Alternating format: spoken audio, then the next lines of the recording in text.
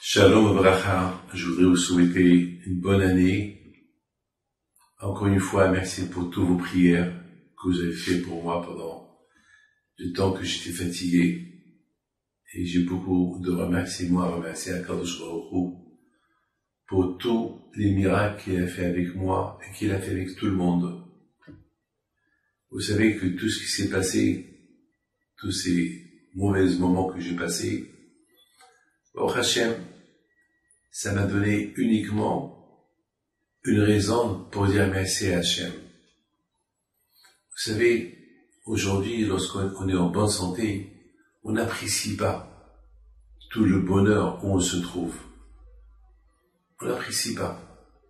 Pour Hachem, le matin on se lève, on voit, on bouge, on marche, et on s'habille, on parle, on respire, on mange.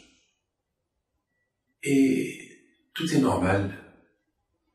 Et lorsqu'on n'est pas bien, on voit qu'on n'arrive pas à marcher, on voit qu'on n'arrive pas à manger, on n'entend pas, ou bien on marche pas, un problème dans un pied alors que on pouvait courir, là, on est limité. Alors, c'est là où on apprécie les bons moments lorsqu'on est en bonne santé et le handicap qu'on a aujourd'hui. Et lorsqu'on commence par Hachem à redevenir normal, combien on dit merci à Hachem. Combien aussi il faut dire merci à Hachem pour tous les mauvais moments qu'on a passés et que par Hachem, on les a surmontés. Et par Hachem, on s'est senti qu'on n'est pas seul. Il y a un grand public, un grand monde qui est avec nous. Et ça encourage. Vous savez que vos tfilotes, vos brachot, ils étaient tellement importants que c'est là que je sentis, je suis pas seul. Il y a d'autres personnes qui sont avec moi. Justement, mes amis, c'est ça la paracha de Rosh Hashanah. La paracha de Rosh Hashanah de Yom Kippour, c'est que Hachem, il veut qu'on soit unis. Pas unis lorsqu'on est mal, mais unis même lorsqu'on est bien. Justement, c'est lorsqu'on est bien, c'est là que on doit montrer à chacun que il faut pas que l'union vienne lorsqu'on est pas bien. C'est justement pendant que les bons moments, c'est là qu'on doit montrer à la personne notre affection. Vous savez, mes amis, c'est quoi le shalom bayit? C'est quoi la paix à la maison? La paix à la maison, c'est justement pour qu'on soit toujours bien. C'est pas lorsqu'on fait une guerre et après on fait la paix. Non. Le shalom bayit, c'est avoir le shalom bayit tout le temps. Toujours on est bien. Vous savez, il y a un grand tzaddik, Rav Shmuel Zalman Auerbach alav shalom, lorsque sa femme, elle est décédée, elle était très vieille, les Ashkenazim en général, ils demandent pardon avant que la femme elle enterre son mari ou le mari l'enterre sa femme, ils demandent pardon avant l'enterrement.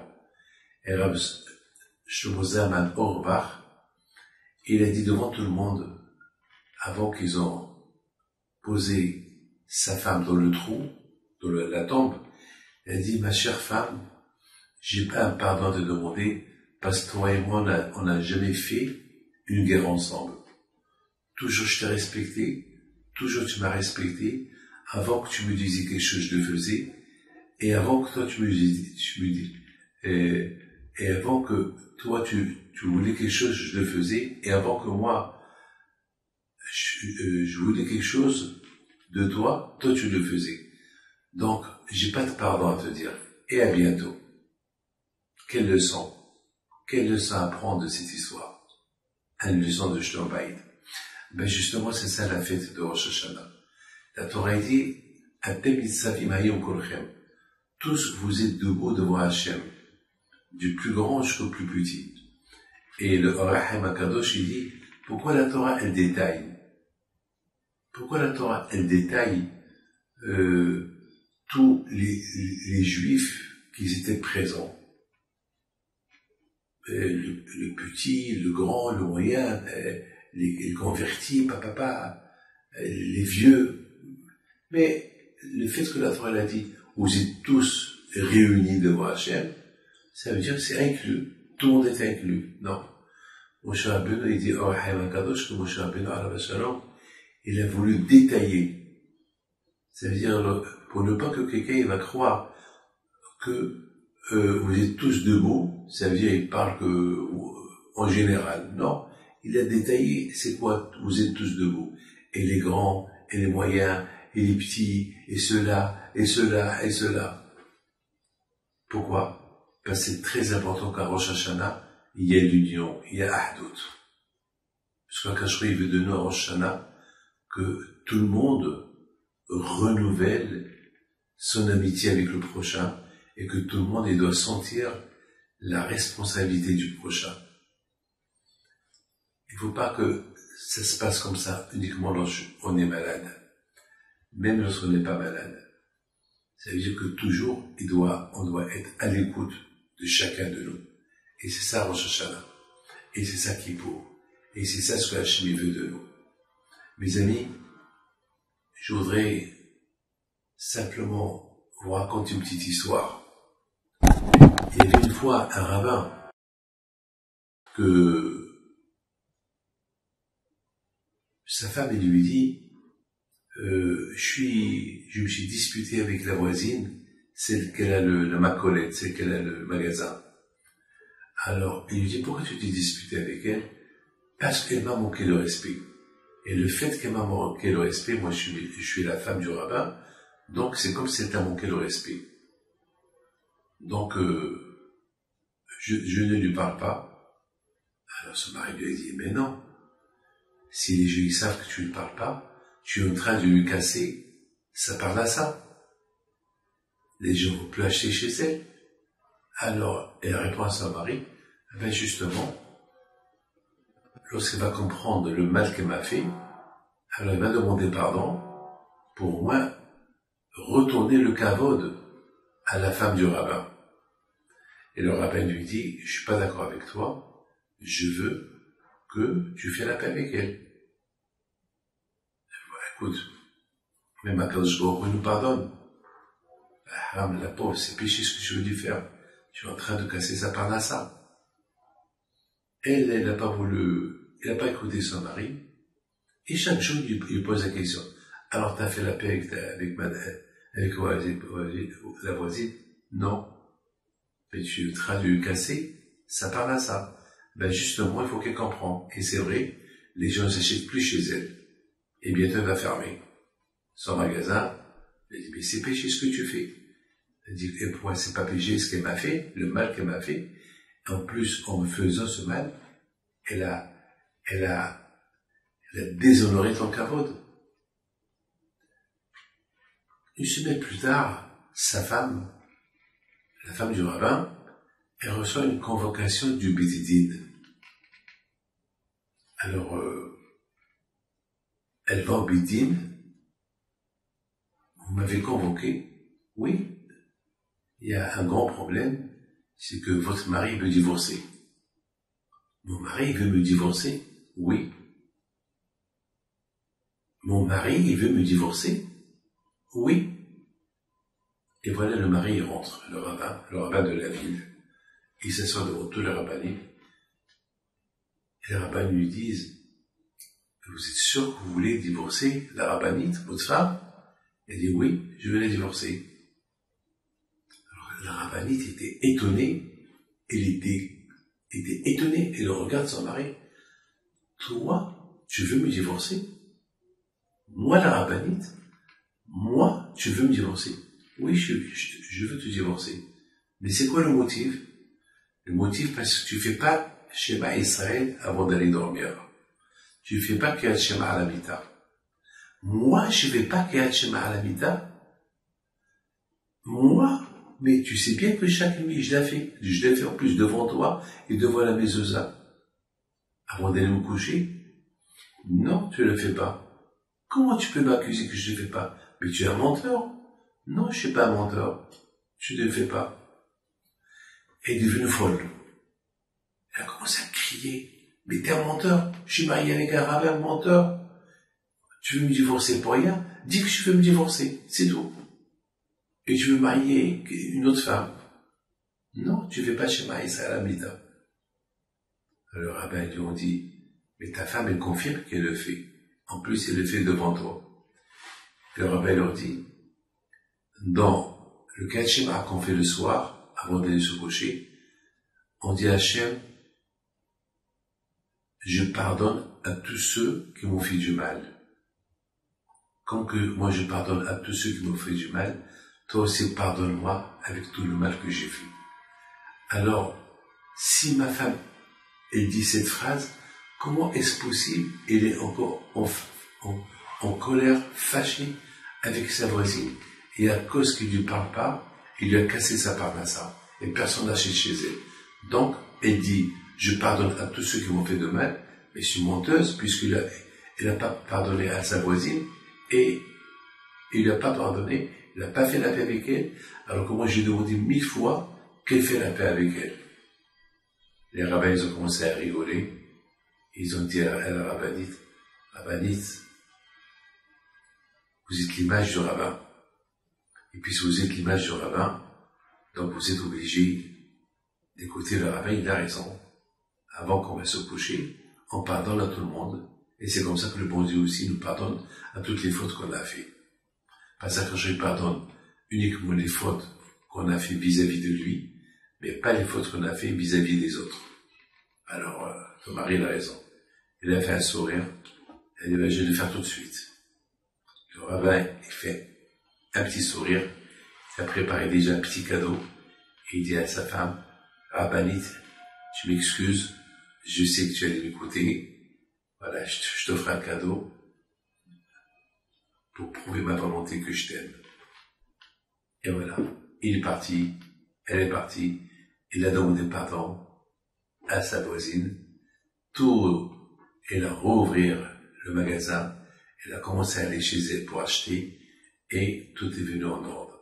Donc la fête de Rosh Hashanah, c'est l'union, c'est être ensemble. L'un doit aimer l'autre, l'un doit partager son bonheur, son malheur avec d'autres. Et c'est comme ça qu'on est inscrit dans la vie, dans les livres de la vie. Encore une fois, je vous dois beaucoup de merci. À très bientôt. Au revoir. Mais quand même, je dois vous dire quelque chose. J'ai passé une expérience extraordinaire pendant ces moments de maladie que j'ai passé. Je suis encore fatigué, mais bon, Hachem, ça va mieux. Et moi, je sais que c'est grâce à vous. Je sais, parce que j'étais incapable de prier pour soi-même, pour moi-même. Mais vous savez, je voudrais vous dire un secret. Même pendant les 3 semaines que j'étais malade, je répondais à tous les emails que je recevais. Des centaines de emails, alors que j'ai pas de force. C'est ça l'amour du prochain. L'amour du prochain, c'est vrai, il y a des moments qu'on est malade, des moments il nous appartient, on doit penser qu'à nous. Mais justement, Hachem, il est encore plus heureux lorsqu'on pense à d'autres. Il est plus heureux pendant que nous, on n'est pas bien, on pense à l'autre. Et Habib, ils disent que celui qui pense à l'autre pendant que lui, il a besoin de penser à soi-même, alors quand je lui envoie la réfoire. Vous savez, mes amis, à Yom Kippour, c'est le jour de la fête. C'est le jour de la fête. Rosh Hashanah, c'est le jour où l'homme a été créé. Et Hachem lui a donné une responsabilité. Faire attention au monde. Mais malheureusement, Adam Arishon, au lieu qu'il prenne sa responsabilité pour être responsable du monde que le bon Dieu a créé et lui a donné entre ses mains, et Akadosh lui dit, voilà, une seule mitzvah que je te donne pour que ce monde-là t'appartient. Ne mange pas de cet arbre. Ça s'est passé à Rosh Hashanah. Et Adam Arishon, lui et sa femme, n'oubliez pas que sa femme, elle faisait partie de lui. Adam Arishon, lorsqu'ils sont nés, ils étaient collés. Et Akadosh Baruch Hu les a séparés. Pourquoi Akadosh Baruch Hu, il les a créés collés? Pour que l'homme, il sent la responsabilité, même de cette femme qu'il est en lui, que maintenant Hachem va la séparer de lui. Et que la femme aussi, elle doit être à l'écoute de son mari, et le mari, il doit être à l'écoute de sa femme. Et malheureusement, ils se sont disputés à cause de ces fruits interdits, et elle a poussé son mari à le manger. Donc ça veut dire, ils ont mis le monde en danger. Mais Akadosh Baruch Hu, par miséricorde, il leur a pardonné. Il leur a pardonné. Il leur a dit à Akadosh Baruch Hu, alors une fois, chaque année, je vais me rappeler de la faute que vous avez faite à Rosh Hashanah, et vous allez faire Teshuvah et je vous pardonnerai. Et voilà Rabotai, la raison pourquoi à Rosh Hashanah, c'est le jour du jugement. Parce qu'à Rosh Hashanah, Adam Arishon a été créé, et Adam Arishon, il a fauté. Et Hachem lui a donné, il lui a accordé une longue vie. Alors une fois dans l'année, Akadosh Baruch Hu, il donne à Adam Arishon, à chaque être humain, une fois dans l'année. Parce que n'oubliez pas que tous les âmes, ils étaient dans le corps de Adam Arishon. Donc Adam Arishon, lorsqu'il a fauté, c'est que nous tous, on a fauté avec lui. Donc, chaque année, chaque Rosh Hashanah, Akadosh Baruch Hu, non seulement, c'est pour ça qu'on se prépare pendant le mois des Loul à faire Teshuvah, à faire Slichot, pourquoi Akadosh Baruch Hu, il nous pardonne à Rosh Hashanah, on est prêt à Rosh Hashanah, et Hachem nous pardonne, et Akadosh Baruch Hu, il accomplit la promesse qu'il a promis à Adam Arishon. Vous avez fauté, je vous ai pardonné, alors à Rosh Hashanah, je vous pardonnerai. C'est lorsqu'on fait Teshuvah. Et Akadosh Baruch Hu, il nous a donné la chance, il nous a ajouté encore, jusqu'à Kippour. Parce que peut-être on n'a pas assez fait la Teshuvah, peut-être on n'a pas fait la paix entre nous, peut-être on n'a pas senti la responsabilité, parce que finalement Adam Arishon, il aurait dû sentir la responsabilité. Il fallait qu'il pense en mangeant de l'arbre que Hachem, il lui a interdit, il met le danger à tous les arbres qui sont en lui, parce que si Hachem il est puni, il va punir tous les arbres qui sont en lui. Il met tout le monde en danger. Donc Adam Arishon, il aurait dû comprendre ça. Donc maintenant, c'est ça le tikkun. La réparation de Adam Arishon, c'est que chaque Rosh Hashanah, Akadosh Baruch Hu, il nous réunit tous. Pourquoi cette réunion Atem Nitzavim Hayom Kolchem? Pourquoi cette réunion collective? Pour réparer la faute de Adam Arishon, qu'il n'a pas senti la responsabilité de tous les arbres qui étaient en lui, il a mangé l'arbre interdite. Et nous aussi, malheureusement, pendant toute l'année, on n'a pas senti la responsabilité de prier pour ceux qui sont malades, d'aider ceux qui avaient besoin d'aide. Donc, on répare tout cela à Rosh Hashanah. On répare, on devient tous unis, et comme ça, si jamais on n'a pas fait assez pendant notre Rosh Hashanah et Kippour, alors bien sûr, vers Kippour, on va bien se comprendre la leçon, et on va faire Teshuvah.